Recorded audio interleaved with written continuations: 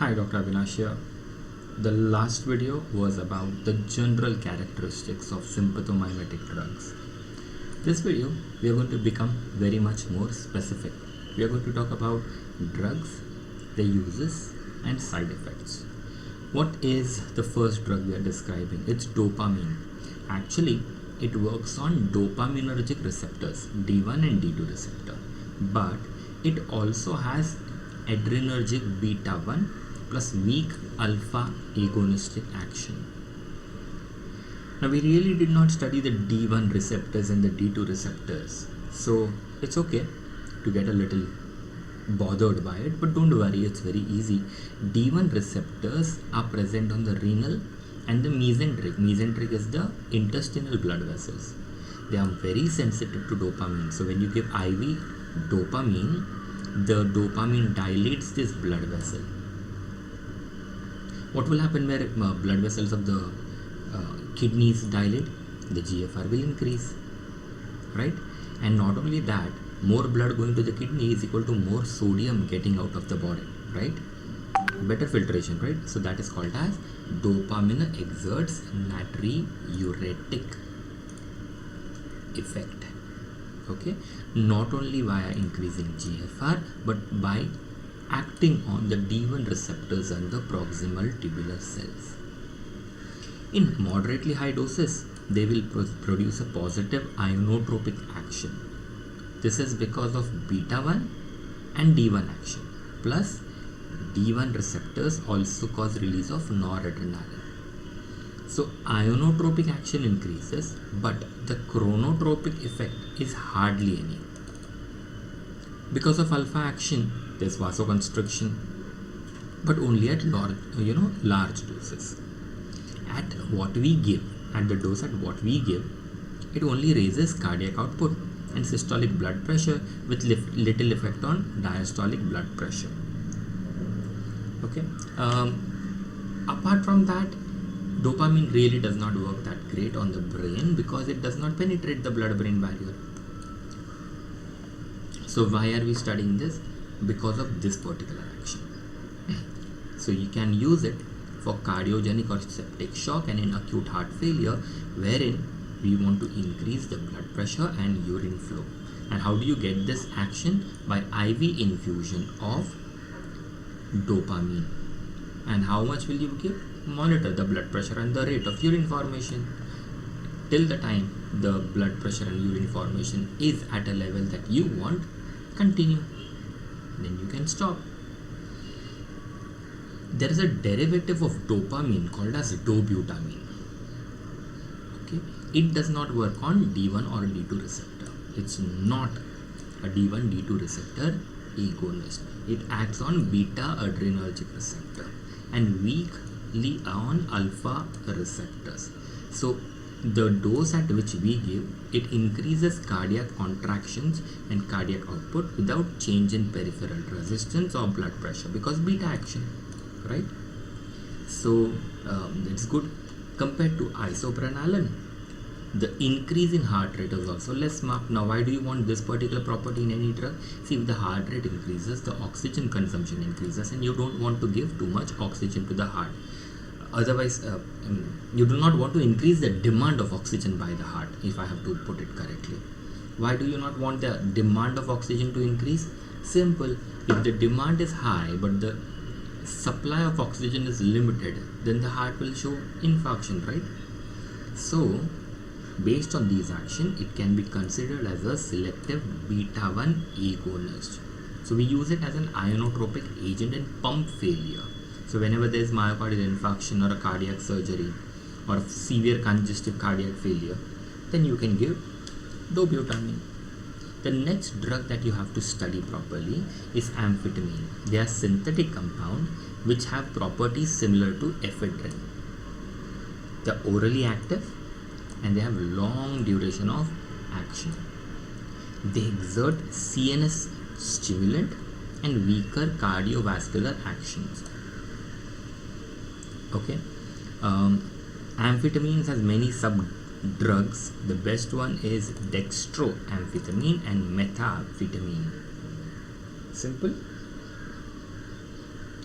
The central actions are largely mediated by release of noradrenaline from adrenergic neurons in the brain. So it's kind of an indirect acting one. Okay, this occurs by exchange, diffusion, and reverse transport involving many transport proteins. Now, do you need to know this? Not really. But all you need to remember is this: the central actions are by release of noradrenaline from adrenergic neurons. Easy. Now, the effect on locomotor activity, which means movements, perception, and psychotic phenomena, they can be seen at high doses. Now, this happens because of dopamine and serotonin. 5-HT is serotonin. Okay, so at normal doses only noradrenaline is released. At high doses these are also released, dopamine and serotonin, and that's why you get more effects. Okay, what are the effects? Alertness, increased concentration and attention span, sleep gets postponed, there's happiness, euphoria, talkativeness, increased work capacity. If the person was feeling fatigued, it's gone. The athletic performance is improved temporarily, followed by a little deterioration in performance. And that's the reason why dope test, drug test done for sports personnel, this is one of the drugs that is tested in the dope test. The reticular activating system is stimulated. That actually causes wakefulness and postponement of sleep. Okay, and you know what happens when you don't sleep? You can't work properly. By postponing sleep, even the sleep deprivation induced physical disability is postponed. But this is kind of short lived. Many people actually complain of anxiety, restlessness, tremor, dysphoria, or agitation. So many times students used to take this as a medicine to keep them awake during their exams, but it was usually counterproductive. It should be avoided. Even drug drivers used to take them for kind of nighttime driving, but this should be avoided at all costs. Amphetamines stimulate respiratory center. Hunger is suppressed because the hypothalamic feeding center stops working. They also have anticonvulsant, analgesic, and antiemetic properties. So when you give them in combination with anticonvulsant, analgesic, antiemetic, they work even better. The peripheral effects are on heart and blood pressure, but they are very non-significant, like hardly any slight rise in blood pressure. But the vesical sphincter has a tone increase, so it becomes difficult to pass urine. Easy, simple to understand. Now, they are drug of abuse, used by teenagers seeking thrill or kick. So they take it on IV, injection. High doses will produce euphoria, restlessness, insomnia, aggression, panic, marked excitement, which can go right till mental confusion, delirium, hallucination, and an acute psychotic state, which somehow many teenagers like. Okay. Also, rise in blood pressure, palpitations, arrhythmias, vomiting, abdominal cramps, and vascular collapse can happen. And in worst case scenario, death is known to happen after having convulsions and coma. Okay, if the person takes it repeatedly, then there will be long-term behavioral anomalies, including psychosis. So we have to be very careful. Tolerance develops. Tolerance we'll discuss in some other unit. But tolerance is a phenomena in which the person gets used to a particular dose. To get the same effect, a higher dose will be required. Okay. Now remember, we spoke about how it depresses the appetite center. That leads to starvation. Starvation leads to acidic urine formation. Okay, which is kind of good because acidic urine throws out amphetamine very easily. How do you treat amphetamine toxicity? Chlorpromazine, which controls central as well as peripheral alpha effects. Easy, simple. The next drug I want you to understand is phenylephrine, selective alpha-1 agonist. Does not have too much of beta action. It raises BP by causing vasoconstriction because of its alpha-1 action, but you don't want that action. You can give it topically as a nasal decongestant, and in eye for producing mydriasis when you don't want cycloplegia. Cycloplegia is paralysis of the circular muscles of the ciliary body, which control the lens. So when you don't want a problem with the lens adjustment but you want full dilatation, then you use this. It also reduces intraocular tension by constricting the blood vessels that form aqueous humor. Oral activity with longer duration of action is present, so it is given as an orally administered nasal decongestant. But the FDC's fixed drug combination with paracetamol or caffeine or with any other drug are banned in India. The central effects are really not seen. So phenylephrine is something that I recommend you should be doing. Then let's talk about selective beta-2 stimulant, salbutamol, terbutaline, sarmetalol, formoterol, ritotrine. These are bronchodilators, vasodilators, uterine relaxants without producing any heart effects. Beta-2 selectivity is relative. It means that all drugs will act both on beta-1 and beta-2. The only thing is, drugs act more on beta-2 than beta-1. Like salbutamol works 10 times more on beta-2 as compared to beta-1. So they are used in bronchial asthma, uterine relaxants to delay premature labor, like ritotrine is the preferred drug. And in some cases of familial hyperkalemic periodic paralysis, it's a disease. Beta-2 agonists benefit by enhancing potassium uptake by muscles. So this is a factual thing. We have noticed that people with familial hyperkalemic periodic paralysis benefit by taking beta-2 receptor agonist. Isoxaprine is an orally effective long-acting beta stimulant. It has a direct smooth muscle relaxant property.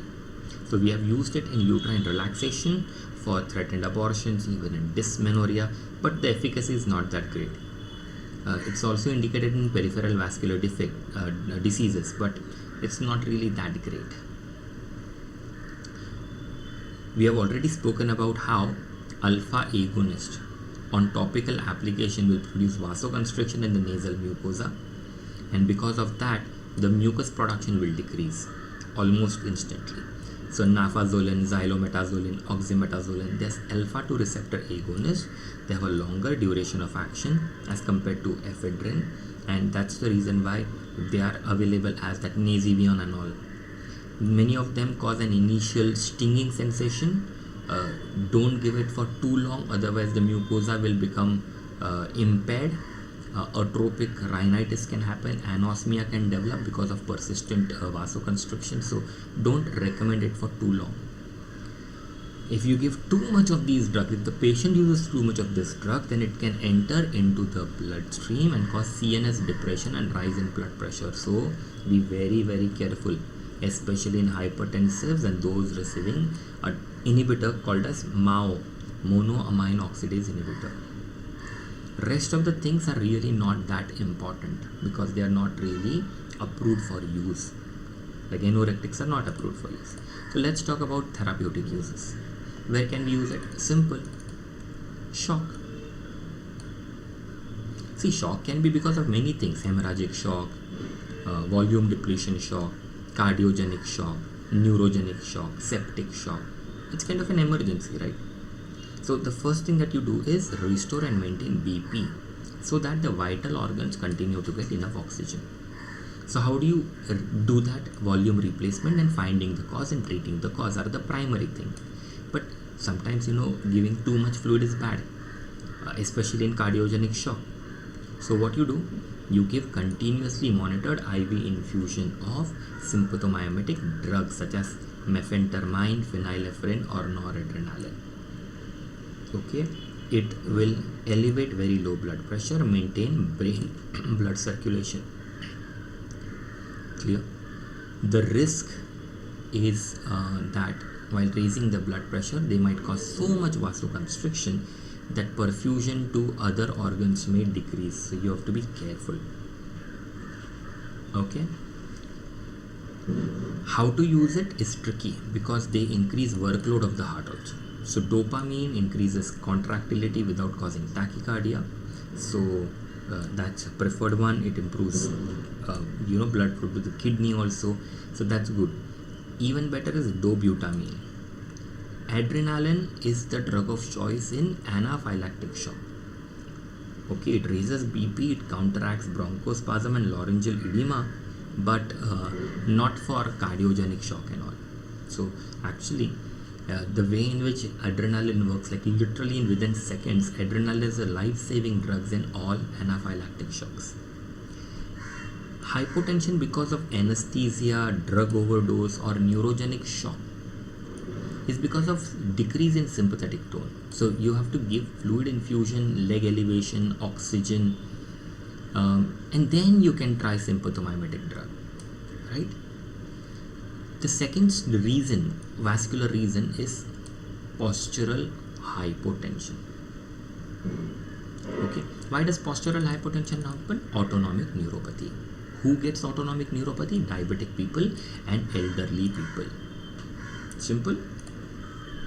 So here you can try ephedrine or mephentermine, but they are not satisfactory because they cannot create that kind of reflex vasoconstriction that normally happens. So all you should also be doing more than the drugs is treat dehydration, any electrolyte imbalance that should be got rid of, and you can give elastic stocking so that the leg veins don't store unnecessary amount of blood. If the patient has postural hypotension because of adrenal issues, then you would give fludrocortisone, which is actually a steroid. And hypotension because of medicines should be treated by stopping or changing the medicine and or adjusting the dose, not by adding more medicines. Adrenaline can also be given with local anesthetic for infiltration of nerves, even in nerve blocks and spinal anesthesia. 1 in 2 lakh to 1 in 80,000 dilution should be recommended. Gives a good prolonged anesthesia. The reason why we give this is explained in another chapter called as local anesthetic. We'll talk about it later. Now, if it is a vasoconstrictor, why can't we stop bleeding from it? Of course, yes. So, in epistaxis or surgery trauma related bleeding, you can take gauze piece, normal saline plus adrenaline 1 in 1000, or phenylephrine 1% soaked in cotton can be directly applied to arterioles or capillaries, and automatically the bleeding will stop. If the bleeding is in the stomach, like stress ulcers or gastric erosions, then noradrenaline 8 mg in 100 to 200 ml of normal saline can be given directly into the stomach via a nasogastric tube. That will also control bleeding. We have already seen uses of these drugs as treatment of rhinitis, sinusitis, blocked nose, or the eustachian tube. Alpha agonists are used, and they are usually given as nasal drops or as sprays. Okay, the shrinkage of this thing, mucosa, will actually cause nasal decongestion, but remember the side effects, so you have to be very, very careful. Simple. Let's talk about the next important cause, which is cardiac uses. If adrenaline can cause increase in... Now in cardiac uses, the first one is of course when the heart has stopped completely. It's called as cardiac arrest. So adrenaline can be used to stimulate the heart in cases where the heart has stopped because of drowning or shock, electrocution, or stroke Adams syndrome, or any other cause. In this case, intravenous administration is the preferred route. So we use the 1 in 1000 solution of adrenaline, and this solution should be diluted 10 times and slowly injected into jugular vein or a central vein, and then immediately flushed with 20 ml of saline so that it reaches the heart, because there's no circulation, right? So you will have to push the medicine right till the heart. In case of partial or complete atrioventricular block, where the impulses are not easily reaching the ventricle from the atrium, or they're not reaching at all. So partial means some impulses are not reaching. Complete AV block means no impulses of the atrium are reaching the ventricle. Isoprenaline can be used as a temporary measure. In congestive heart failure, adrenergic drugs are not really helpful, but controlled short-term IV infusion of dopamine or dobutamine can help us tide over acute cardiac decompensation during, let's say, myocardial infarction or surgery or in resistant congestive heart failure. We also had a dobutamine stress test.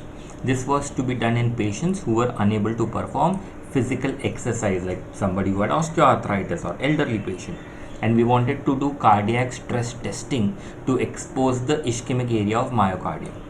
So we give the stress instead of exercise. We give pharmacological stress with dobutamine. So you give dobutamine at an increasing rate to elicit a peak cardiac workload, and then using ECG we can map out which areas of the heart are problematic. We have just spoken about how the beta 2 stimulants can dilate the airway, right? So we can use them in bronchial asthma and COPD. In allergic disorders, adrenaline is the main drug. You know why? Because adrenaline is the physiological antagonist of histamine, and histamine is the most important mediator, is one of the important mediator of acute hypersensitivity reaction. So it gives you very fast relief from urticaria, angioedema, life-threatening laryngeal edema or anaphylaxis. Adrenaline can be life-saving drug. Plus, in allergic disorders, the bronchodilator cardiac stimulant action actually helps. So it's kind of a great thing, adrenaline. Doctors have used phenylephrine to dilate pupil so that fundus can be examined. For just seeing the fundus, you really don't require paralysis of the ciliary muscles, right? So you can do that. So lower concentrations can be used if you want to treat conjunctivitis. So if you want that redness to go away, this can be used. They can be used to decrease intraocular pressure. We'll talk more about this when we talk about glaucoma. Then we have something called as depivefrin. This is ester prodrug of adrenaline. So that also can be used in a condition called as open angle glaucoma. Apraclonidine and brimonidine are selective alpha 2 agonists. They are the second line drugs for glaucoma. Then there are some uses which are given in small because they are not really recommended. Okay. So you can skip these central uses. Just remember uterine relaxant action, isoxaprine in abortion or dysmenorrhea, but it's kind of doubtful. It's not really the best medicine. There are others which are there. Calcium channel blockers would be the preferred ones. Calcium channel blockers stop smooth muscle contractions. And insulin induced hypoglycemia. Imagine a condition where a diabetic patient has taken extra insulin by mistake. This will lead to insulin hypoglycemia. Adrenaline can reverse insulin hypoglycemia, but then you also think about it. Now, if glucose is low because of insulin, what should you give? Glucose, right? So IV or oral glucose is the real treatment. Adrenaline is just like a temporary measure that too nobody uses. That's the reason why it's given in this small type, right now. So this much should be done from the chapter drugs acting on sympathetic nervous system, adrenergic drugs. Easy to remember. Go through this, let me know if there's any doubt, and I will be more than happy to help. Okay.